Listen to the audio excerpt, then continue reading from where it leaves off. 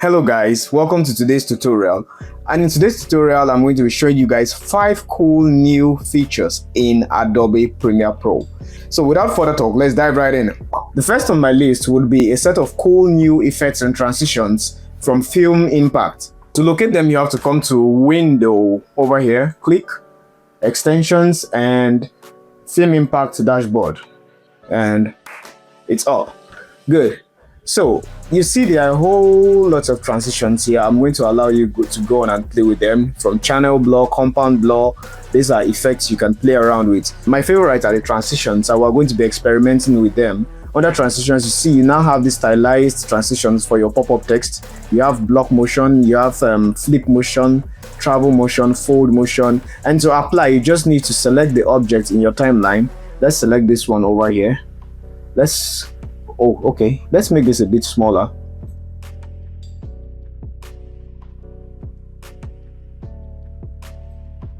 Let's make this a bit smaller, and let's scale this down a bit just so we see clearly what the effect is doing. And apply motion. You can click apply, or let's Ctrl Z that and double click. You see it applies to the selected clip in your timeline. If this was selected and you say apply, so it's going to apply to that, but that's not what we want. So let's go back here and let's play this. Oops, I don't like how that came on. Let's try again. Okay, let's try to render that to see if it will play smoother.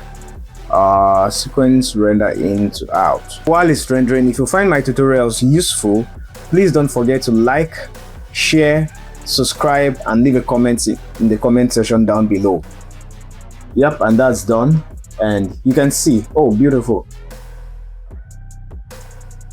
You see that? Yeah, so they are different. There's flip motion, there's travel motion, pull motion, there's spin motion, there's spring motion. I think it bounces, and you can see it has this cool preview sort of preview monitor or preview thumbnail over here, and it's really beautiful. You know, it's cool.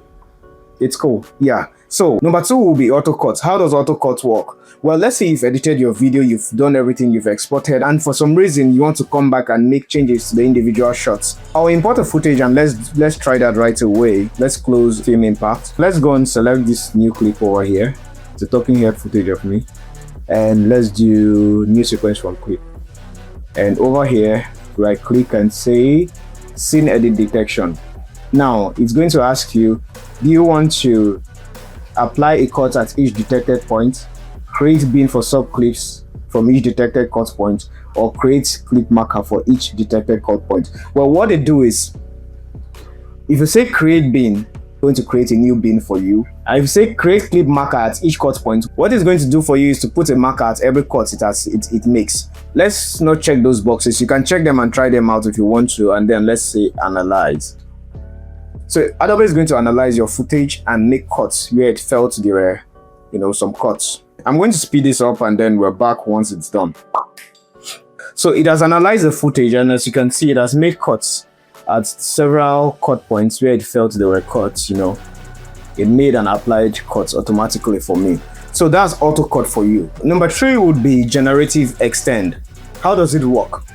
Well, let's go back to our former sequence, and yeah. Let's say your footage ends too soon and you want it to stay a little longer. Well, all you need to do is to come here over to this button here. You click and close that, and you come over to the end of your clip, and you draw to your right, and it's going to say this clip uses settings that aren't fully sorted, and continue. And see what it has done is to extend your clip for you. So you see your footage has been extended. Okay, it's preparing, it's still working on it, and might be a little slow, so we'll speed this tutorial up and come back when it's done. Done, and let's go on and play this. See, it has beautifully extended our clip seamlessly and beautiful. Number 4 will be the music remix tool. So let's import a sound. Yeah. So let's say you want to remix your music. Let's say it's too long, and then you want it to end sooner to match with your video to match with your cuts, the cuts you've made. Normally you're going to take a long time trying to cut and arrange and sync the beat. Just make sure that it's well matched and it ends on a good beat. To get your remix tool, you come over here, long press, come to remix tool. Now come to the end of your sound here, click and drag it in. So it's going to analyze the clip and give you a beautiful ending. It has done that, and let's see what we have now. Let's make this from the end.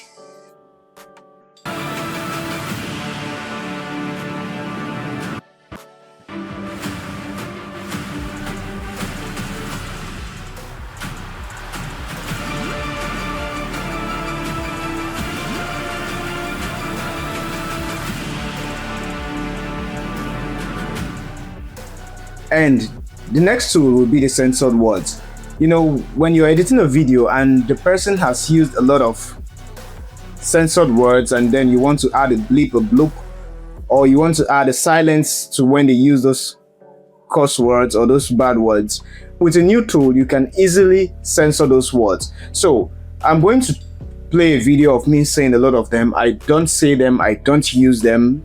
I find them very crappy and annoying, but I'm going to use them for the sake of this tutorial so that I will show you how it is done. So for Adobe to detect these bad words or these curse words, what you actually do is to transcribe your audio. So you come, I've switched to my graphics, captions and graphics panel. I've switched to my captions and graphics panel. So if you want to do that, you can easily just click here and then you come to captions and graphics. So what we're going to be doing is you come under text. So if you can't see this text on your Adobe Premiere Pro, what you should do is to come under window here, click and come to text and select this option here, and then you see it. So let's go on and click transcribe. And that's done. It has transcribed our audio. So what do? Let's come over to this option here that says filter over here, and then we click. It says censored words. And not just for censored words, as you can see, it has filler words. You can actually take out filler words, pauses, and let's do censored words. And then let's say add word. And then you're going to add the particular word that you want Adobe to censor. So let's say this word, and then you say add word. And then we save.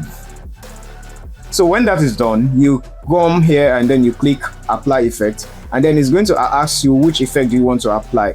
You want it to bleep here, or you want it to mute, or you want a dog bark, a toy horn, a quack, a dog quack, or custom.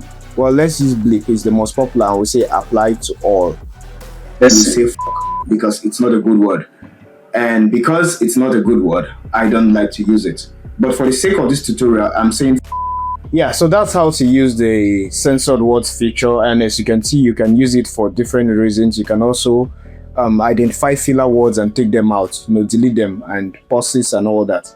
That's it for this tutorial, guys. I'm going to be covering more and more of these new features in Adobe Premiere Pro in our coming tutorials. Thank you for staying through, and I'll see you in the next one.